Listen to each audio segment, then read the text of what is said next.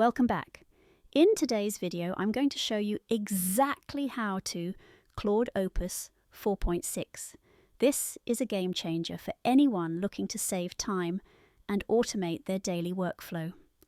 First, we need to identify the core repetitive tasks in your current process. Most people spend up to 40% of their time on work that could be easily automated with the right AI tools.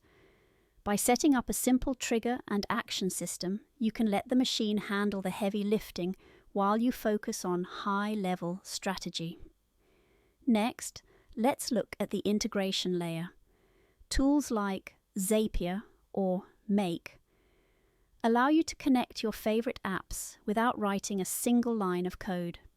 Once you have your data flowing between systems, you can implement AI models to categorize, summarize, or even respond to information automatically.